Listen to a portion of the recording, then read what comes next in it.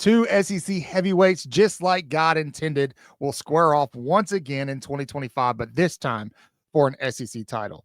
As Alabama faces the Georgia Bulldogs for the second time in the season, there is a secret to beating the Bulldogs once again, and I'm going to tell you what that is. Stick around. Let's talk about it. This is Way Offsides. 3, 2, 1. Let's go.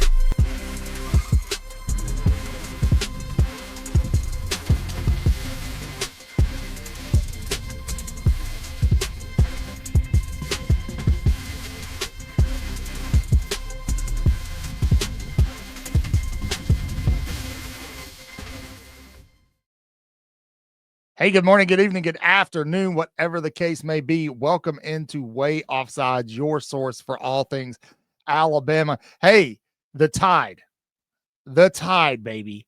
The Tide, after losing on the road in week 1, they go swinging for the fences. They claw their way back into this thing and have earned themselves a shot at an SEC title. Not just that, they will be the number 1 seed in the SEC title game as they take on the Georgia Bulldogs.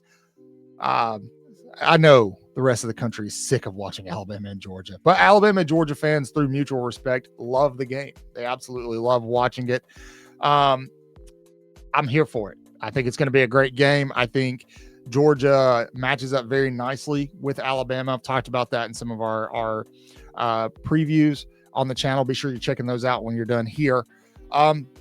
But I've noticed, just kind of watching the evolution of Alabama's football team and Georgia's football team in 2025, there's one thing that if Alabama can do efficiently in this game, they will win.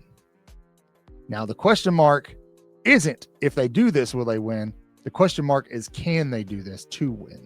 I'm telling you right now, if they are able to do this one thing, they will absolutely be your SEC champion. And conversations will be had should they get a first round bye. Now, before we get there, go ahead, leave me a like, leave the score predictions down in the comment section below. If you don't have a score prediction, just leave a big roll tide. Let me know where you're watching from. If you're a Georgia fan, let me know why I'm wrong. I'm more than happy to hear it. Georgia fans are one of the few fan bases I will actively engage with on this show, because the ones that comment on the YouTube channel typically aren't insane. And so kudos to you guys for not being, LSU fans, Tennessee fans, a crazy bunch. You know what I mean? All right, Alabama. Looking at both of these teams, we've done the video breakdowns, but we'll preface everything I'm about to say by talking about these. Alabama offensively has regressed a little bit since the first matchup between the Georgia Bulldogs and the Crimson Tide. Georgia's gotten a little bit better offensively. Georgia's gotten a little bit better defensively. Alabama's gotten a lot better defensively, specifically in the pass rush. I have said, I've been very loud, that the quarterback who plays the best game here is going to win. Now, in that first matchup between Alabama and Georgia, the Tide got gutted on the ground. Georgia hit them for a couple of big plays on the ground. I expect Alabama's emphasis defensively will be to limit that, to put the ball in Gunnar Stockton's hands and make him beat them through the air. I think Georgia's going to try to do the same thing. Now, it's yet to see. Jim Miller is questionable. He had a little shake and bake to him there in the Auburn game. We'll see if he plays, and if he does play, we'll see if he's still got that kind of level of athleticism and able to make a difference in the run game for Alabama. Alabama in the first game only ran for 127 yards, something like that. But they lit Georgia up through the air via Ty Simpson. Now, Ty Simpson hasn't been playing his best ball. I think some of that is offensive play calling. Some of that is they're asking him to do a lot. He has been playing some really good pass rushing defenses, trying to do a lot with a lot of pressure in his face. A lot of folks are, Ty catches the blame for a lot of things that are happening around him that people maybe don't recognize and don't understand. Some of it is concepts. Alabama will find themselves in a third and 6 situation, and they're sending wide receivers on 30, 40-yard routes against premier pass rushers. Keldrick Falk was one of those guys for Auburn, and they just lived in Alabama's backfield. Now, Georgia's pass rush has gotten better. Absolutely gotten better, but they don't have that guy, right? Not this year. I expect them to in years to come. Maybe not this year. And maybe I'm wrong. Maybe Georgia comes out and just blows Alabama's offensive line up. But I really do think that Alabama has an opportunity. Ty Simpson has an opportunity to kind of sit back there and maybe move off his spot, but just be a lot more comfortable in this game as opposed to how he's been since Georgia and Alabama played the first time.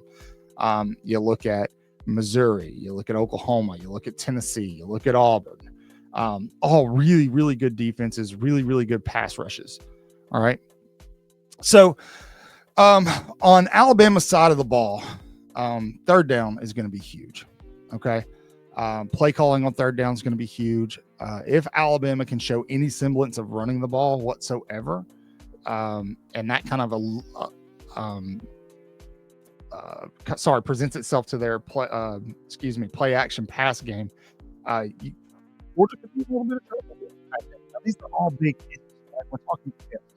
So anything I'm saying, yeah, if it happens, it could be that way, but that's not guaranteeing that will happen. Now, I think the key to this and what you're here to for me to say out loud is defensively on third down, Alabama has Georgia, as the season has progressed in the receiving game, Zachariah Branch has become a favorite target of Gunnar Stockton. They've become Georgia's go-to guy on third down. I think he is catching like 70% of their third down passes right now, something like that. It's some crazy number. I think in the Georgia Tech game, he was targeted or caught all of their third down passes. So that is a area of focus for Alabama's defense, to shut him down on third down. If Alabama is able to limit the use of Zachariah Branch on third down, then Alabama will win this football game. Now, you have to account for the run game and all these other things. You can't ignore any of that. Georgia almost beat Alabama because in the second half of that game, Alabama couldn't score. Georgia adjusted. Alabama took its foot off the gas. And then Gunnar Stockton just kind of went nuts, right? And they had a bunch of big pop plays. Alabama gives up pop plays in the second half of football games. They did it against Auburn. So if the gap is not wide there, then you're in trouble. Now, I think early in the game, if Alabama shows that they can shut down Zachariah Branch on third down and force Georgia to punt, limit their yardage, keep them, I don't know, keep them pretty low in the third down conversion department. Alabama, on the other side of the coin, has to convert well, just like they did in the first matchup, but they're going to have to do it for 4 quarters this time. Alabama's going to have to score in the second half of this game to win it. So how do you do that? How do you keep Zachariah Branch limited on third down? Well, there's a couple of different ways. Ideally, you want Georgia to be in obvious passing downs on third down. You can do that with pressure, right? Alabama needs to get a little creative in getting pressure on Gunnar Stockton. Now, they also can't forget that Gunnar Stockton, as big as he is mobile. Much like Ty Simpson, he can move off the spot and make some throws from back there behind the line of scrimmage while he's moving laterally. That's something that Alabama's going to have to account for, but they are going to have to lock down defensively with Zachariah Branch. Who will play on him? I wonder. I think right now you probably a Zabian Brown, somebody like that. He just came off of a really big game against Cam Coleman over at Auburn. So we'll see, but also Alabama can't get lulled to sleep with just Zachariah Branch. Georgia is very well known for playing 2 tight ends. They use their tight ends a lot in the passing game.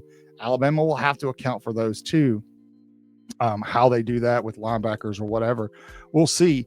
But I think the key here is to limit Zachariah Branch.